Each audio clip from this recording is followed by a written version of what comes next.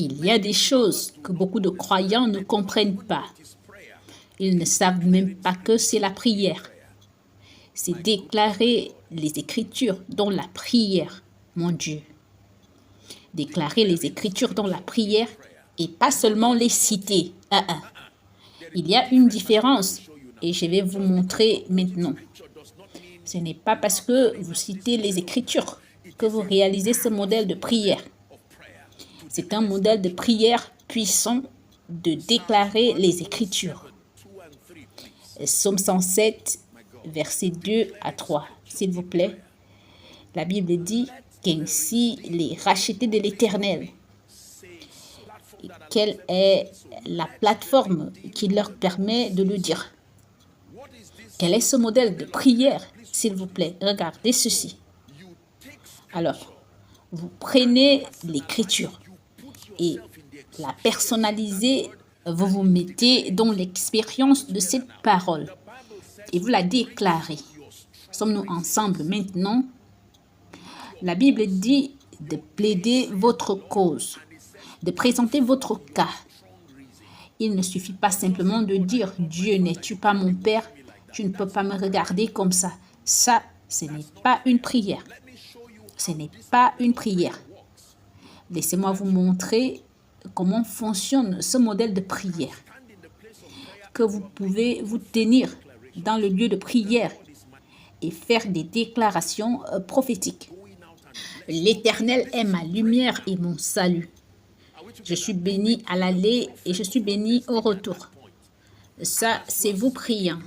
Et alors que vous parlez, vous savez, parce que la Bible dit dans Ecclésiaste chapitre 8, verset 4, parce que la parole du roi est puissante. Rappelez-vous, Apocalypse 5, verset 10. Il dit, « Et tu nous as fait roi et sacrificateur pour notre Dieu, et ils régneront sur terre. » Cela signifie que chaque fois que vous faites ces déclarations, vous ne parlez pas seulement à l'air. Vous programmez des réalités sur votre destinée. Croyez ceci. Je suis béni dans la ville et béni dans les champs. J'obéis au Seigneur et je le sers, donc je jouis de la prospérité. Ça, c'est vous déclarant les Écritures. Que 1000 tombent à ma gauche et 10 000 à ma droite, je ne serai pas atteint. De mes yeux seulement, je regarderai. L'Éternel est ma lumière et mon salut. De qui aurais-je peur? Sommes-nous ensemble maintenant? Oui. Ils viendront contre moi par un seul chemin et ils s'enfuiront devant moi par 7 chemins. Je suis une merveille de Dieu. Je ne mourrai pas, je vivrai et je raconterai les œuvres de l'Éternel. Ça, c'est un modèle de prière. La plupart des croyants n'ont pas une vie de prière riche. Ils ne savent même pas. Voici comment le croyant moyen prie. Père, tu es le roi des rois, le Seigneur des seigneurs, l'alpha et l'oméga, le début et la fin. Et tout, et vous voyez qu'ils ne croient même pas ce qu'ils disent. Maintenant, imaginez que vous êtes Dieu et que quelqu'un vienne juste et dise « Père, tu es le lion de Juda, la rose de Sharon et le roi des rois. » Et qu'est-ce que la rose de Sharon? Et qu'est-ce que le roi des rois? Et je ne suis pas insultant, s'il vous plaît, ne vous méprenez pas. Et à la fin de tout cela, tout ce préambule est pour vraiment arriver à un point où ils peuvent faire tomber cette douleur et dire « Dieu, parlons-en, se loyer. Tu as envoyé la manne du ciel, ils l'ont gaspillée. Tu en as envoyé une autre. Je ne te demande que le loyer, au nom de Jésus. » Et la personne vivra en croyant réellement qu'elle a prié. Non, vous n'avez pas prié. Vous vous êtes lamenté, d'accord. Vous avez pleuré, d'accord. Vous étiez superstitieux, d'accord. Mais ce n'était pas une prière. Sommes-nous ensemble? Celui en qui j'ai mis mon affection. Regardez la clé pour manifester ce modèle est que votre banque de paroles doit être pleine. Et si vous ne comprenez pas les Écritures, vous ne pouvez pas prier ce modèle. Parce que ce modèle est un extrait direct des Écritures. Vous vous mettez là et faites cette déclaration. Et si vous êtes pauvre en parole, vous ne pouvez pas prier ce modèle de prière. Alléluia. Et ça, c'est le genre de modèle de prière que vous utilisez pour contrer les paroles négatives. Avez-vous compris? Que quelqu'un vous regarde et dise « Tout le monde dans ce bureau est une personne inutile ». Immédiatement, une écriture vient de vous. Ce n'est pas que vous devez répondre à cette personne immédiatement parce qu'il y a de la sagesse, rappelez-vous. Ainsi, quelqu'un vous regarde et il dit « La façon dont vous avez l'air malade, comme si vous alliez mourir bientôt ». Une écriture vient juste et dès que vous trouvez une occasion, vous commencez à déclarer « Je ne mourrai pas, non, je ne mourrai pas, je ne mourrai pas ». Car c'est la vie pour ceux qui les trouvent, c'est la santé pour leur corps. Sommes-nous ensemble maintenant? Oui. L'avantage de cette prière est qu'elle continue à renforcer cette vérité dans votre conscience. Parce que, d'une manière générale, la parole renforce la réalité de la pensée. Et ça, c'est de la psychologie. Êtes-vous d'accord avec moi que chaque fois que vous parlez d'une chose, la réalité se recristallise dans votre esprit? Voici le jour que l'Éternel a créé. Qui a fait le jour? Pas le Seigneur et Satan. L'Éternel a fait. Donc, je me réjouis. Tout ce qui s'oppose à ma joie aujourd'hui, au nom de Jésus, je m'oppose à toi. Et sur la base de cette déclaration, cela signifie que ma joie a été prise en compte dans la déclaration de ce jour. Donc, vous trouvez deux personnes qui quittent leur maison le matin dans les rues de Lagos. Quelqu'un quitte sa maison en se réjouissant et arrive au bureau et ils disent, écoute, nous avons décidé de choisir une personne à envoyer à l'étranger, mais vous êtes cette personne qui nous est venue à l'esprit. Et quelqu'un fronce les sourcils, parce qu'un cœur joyeux est un bon remède. Sommes-nous ensemble maintenant? Mais un esprit abattu dessèche les eaux. Vous vous levez le matin et vous déclarez au nom de Jésus la joie. La joie indicible. Personne ne trouble ma joie et ma paix aujourd'hui. Vous avez déjà frustré la personne que Satan a positionnée. Et chaque fois que Dieu voit que quelque chose de bon se prépare, vous remarquez que des choses commencent à se produire dans votre vie. À votre travail, vous êtes en colère. Votre fils veut faire quelque chose. Vous allez presque le gifler. Non, c'est une attaque. Parce que c'est avec joie que nous récoltons. Sommes-nous ensemble maintenant? Les modèles de prière scripturale. Numéro 2, la joie. Certains d'entre vous, en ce moment, alors que vous êtes ici, Dieu vous a dit, soyez joyeux depuis hier. Ce que Dieu a envoyé du ciel a refusé d'arriver. Savez-vous pourquoi? Vous savez pourquoi? Parce que la morosité et la tristesse ont créé un emboîtement. Croyez-vous ce que je vous enseigne? Oui. Je suis la tête et non la queue. Croyez ce que vous dites, je suis la tête et non la queue. Oui, monsieur. La Bible dit que vous êtes en haut et non en bas. Et pendant que vous dites cela, parce que Satan est le séducteur, il viendra et se tiendra dans les couloirs de votre esprit et vous dira avec ce problème de loyer, qu'avez-vous encore dit? Et vous le répétez, je suis la tête et non la queue.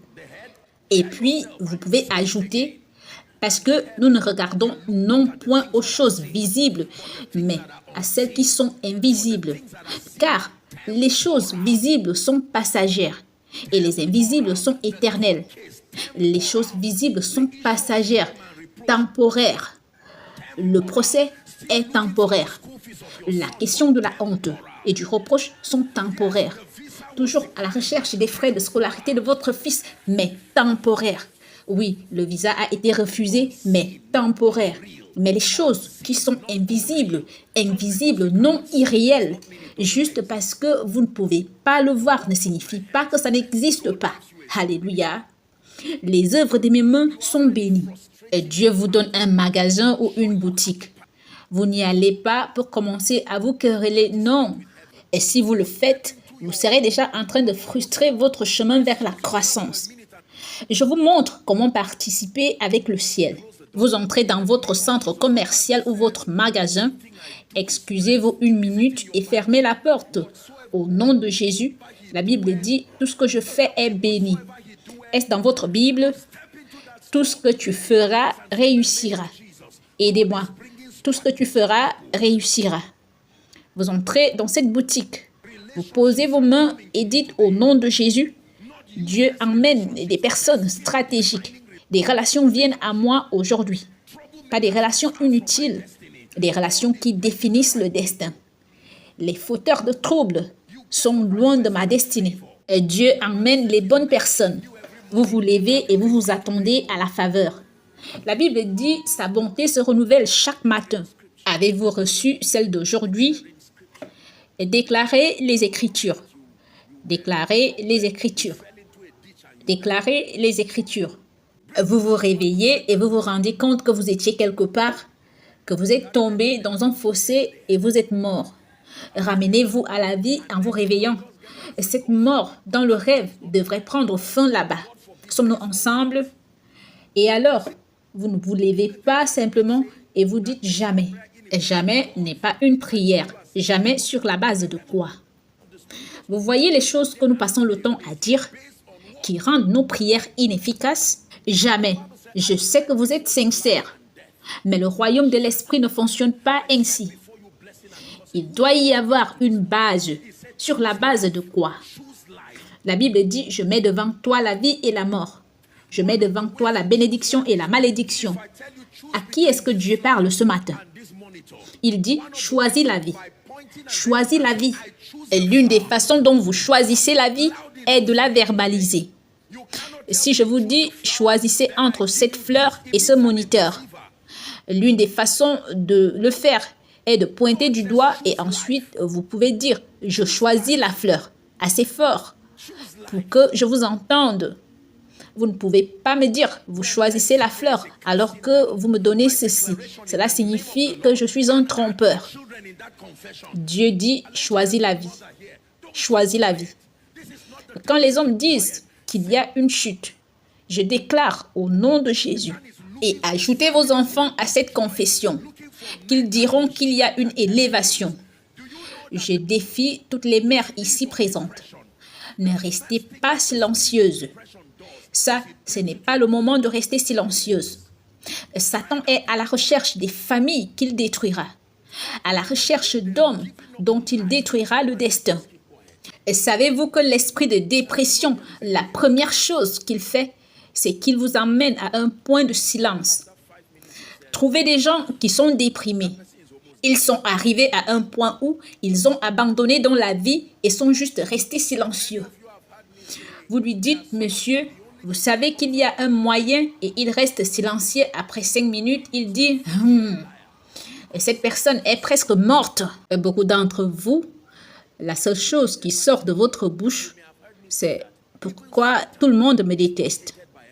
Premièrement, vous êtes un menteur.